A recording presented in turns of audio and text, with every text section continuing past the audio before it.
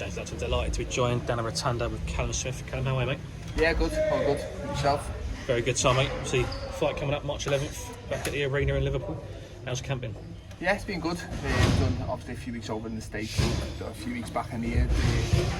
Good to mix it up a little bit of change of scenery, but it's always good to be back here. Don't call it home. I've been here since I was a little boy, and it's a good place to train, a good place to get the work done, and I say it's familiar faces, so it always helps. How are you finding it working out in America with Buddy McGirt? It's a bit different to what you used to. Yeah, it's different, but I think that's why I went there. It's what I needed, just to change things up, take myself out of my comfort zone, mix things up a bit, and learn and improve. Because I think in boxing you never stop improving. And I went to Buddy, who's a very good coach who I believe taught me a lot in a short space of time. This is my third camp with him. I feel like we gel pretty well, and I feel like I'm still learning every day with him, which is, it makes boxing that little bit more enjoyable when you go in the gym and you come home feeling that you're improving.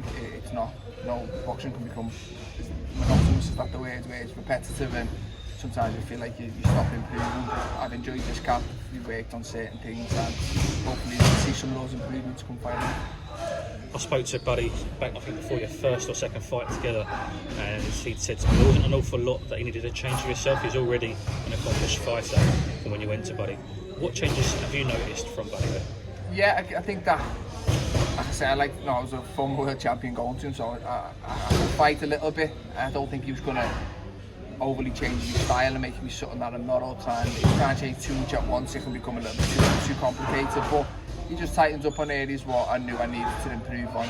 A lot of it's just small, subtle adjustments, which a lot of people probably won't notice, but I notice, and I know the difference when I'm doing it. My foot positions, my whereabouts in the ring when throwing certain shots, and just my boxing IQ, where it should be in the ring, when to throw certain shots, when not to throw certain shots. He's been there and done it both as a coach and as a fighter. He's a very, very good fighter himself. So, you know, when he speaks, I listen, and I know 99% of the time I agree with what he's telling me. I'll try it, and I'll see the improvements. But yeah, the proof's in the pudding. We'll see from the performances. I've had two good performances so far under him at 175, and hopefully we can put another one in the bag, and then move on to hopefully fight for the world title in the summer. Absolutely.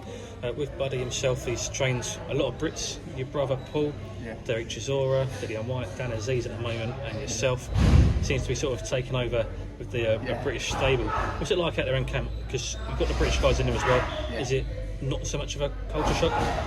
No, it's good to be fair. Obviously, I was over there recently. Dan Aziz was there, so it's good to have someone from back home there. But it's good anyway. Like, I've done my first two camps, we went to LA, this time we went to Florida, but it's good.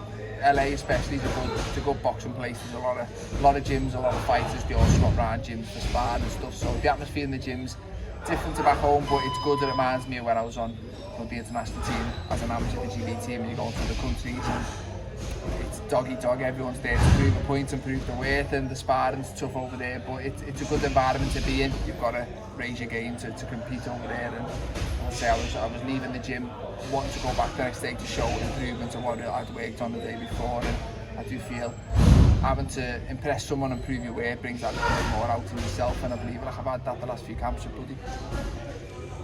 Now, in terms of your campaigns, you mentioned a few Brits there.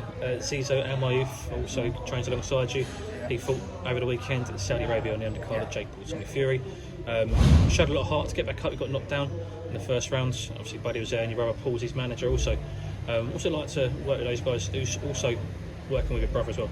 Yeah, it's good. He's a good lad. I've been with him obviously out in LA. I was in Florida with him, and he comes to Liverpool when we come to Liverpool. So I know Zizo very well. He's a good fighter. He's still learning on the job. He didn't have a lot of amateur experience. He's a good fighter. He's like a sponge. He lives the sport. He puts the work in, and I thought he done well. He got caught in the first round with a good shot, to be fair. Got put over, but got up and recovered well, which is the boxers you want to see. You want to see ticked as a professional boxer. He got up. He took his time. He didn't panic after the knockdown, and he come back and won the next 3 rounds to win the fight. Which, a knockdown in a 4 rounds is a lot. There's not a lot of time to pull it back. But I thought he showed good grit, good skills, good ability to come back from the knockdown, and I'm sure he'll learn a lot from it moving forward. And just a good reality check. No, it's not people are getting there, few fights and although they're fighting, the journeyman, so to speak. You think it's going to be a walk in the park, and sometimes it's not. Sometimes some journeymen keep you honest, they land when they can, and I'll show you that there's still things to improve. You know, you're supposed to win. You've still got to work for it. So I'm sure he'll learn a lot for it, and it'll make him a better fighter moving forward. I mentioned earlier you're back out again March 11th in the arena in Liverpool. There's a lot of rumours beforehand. There's going to be Joshua Buatsi, a bit of Lyndon Arthur. I think the general consensus on social media at least was the opponent that was announced. It's a bit underwhelming compared to names that were linked with yourself. What's your response to it? Yeah, look, fair enough. I think people wanted to see me fight a Brit. I think Josh Buatsy's got his own routine going. I'm hearing rumours he may have the Bebo fight, which was a big fight for himself. I think the Lyndon Arthur fight was mentioned. I think it was mentioned to Arthur. I think the dispute over the money or something, I'm not too sure. But he's obviously got his own path as well. He's got his own ambitions, so he chose to go a different way.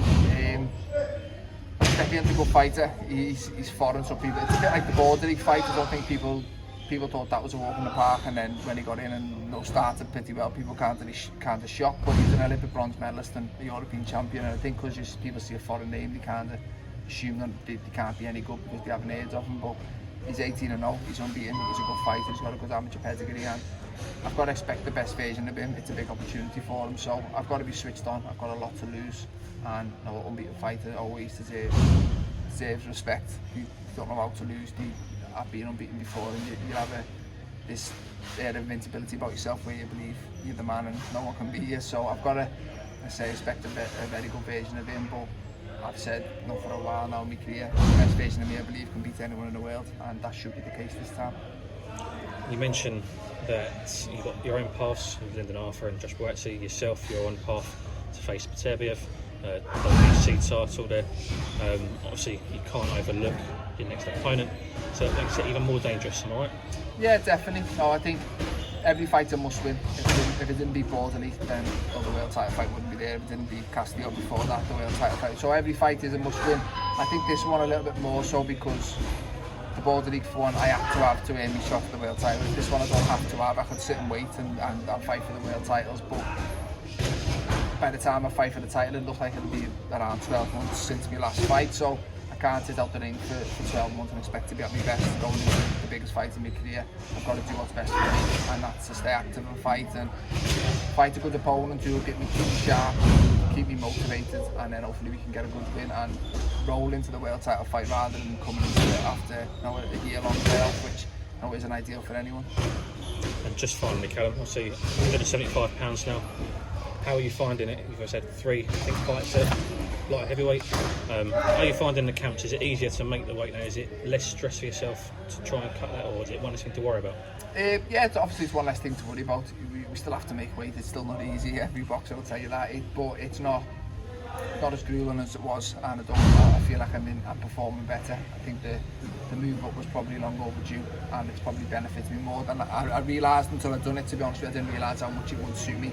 I feel like I'm performing better than I ever have, whether that's the move to 175, the move to Buddy, just in terms of age, what I've reached now, maturity, I don't know, but it maybe all seems to come together at the right time to the point where I feel like I'm the best I've ever been. I feel like I'm performing the best I ever have, so hopefully I can take advantage of that and become a world champion again this year, which is the plan. Absolutely. Callum, all the best for March 11th. Thanks for your time. Thanks.